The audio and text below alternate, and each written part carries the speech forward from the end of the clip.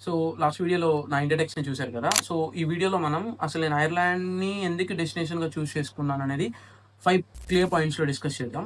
So first point చూసినట్లయితే so ఇక్కడ almost అన్ని కాలేజెస్‌లో 1 ఇయర్ మాస్టర్స్ ప్రోగ్రామ్ అనేది ఉంటుంది. సో కొన్ని కాలేజెస్ మాత్రం ఎక్స్‌టెన్షన్, ఇంటర్న్‌షిప్ అలా ఉండడం వల్ల అవి 16 మంత్స్ నుంచి 18 మంత్స్ వరకు వెళ్తాయి. బట్ మాక్సిమం 1 ఇయర్‌లోనే కంప్లీట్ అయిపోద్ది. అండ్ యూనివర్సిటీస్ పరంగా మాట్లాడుకుంటే ఇక్కడ మనకి కొన్ని మంచి యూనివర్సిటీస్ ఉన్నాయి. ఆల్మోస్ట్ అంటే వరల్డ్ కాంపిటీటింగ్ యూనివర్సిటీస్.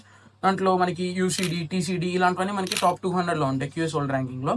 అండ్ ఫీజెస్ కూడా మనకి కాలేజ్‌లో చాలా లో లెవెల్‌లో ఉంటాయి. And when you come for universities mid level నుంచి హై లెవెల్ వరకు వెళ్తాయి. అండ్ థర్డ్ పాయింట్ వచ్చేసి ఇక్కడ మనకి పీఎస్‌డబ్ల్యూ. మాస్టర్స్ అయిపోయిన తర్వాత 2 ఇయర్స్ మనకి పోస్ట్ స్టడీ వర్క్ పర్మిట్ ఉంటుంది. సో మనకి జాబ్ వచ్చినా రాకపోయినా మనం 2 ఇయర్స్ ఇక్కడే స్టే చేసి జాబ్‌ని ఎతుక్కోవచ్చు. దాంతో పాటే మనకు జాబ్ వచ్చిన వెంటనే మనం 4 ఇయర్స్ కానీ ఇక్కడ జాబ్ చేసాము అంటే సిటిజన్‌షిప్ రావడం చాలా ఈజీ అయిపోతుంది. అండ్ ఇంకొక పాయింట్ వచ్చేసి ఇక్కడ వర్క్ లైఫ్ బ్యాలెన్స్ అనేది చాలా బాగుంటుంది.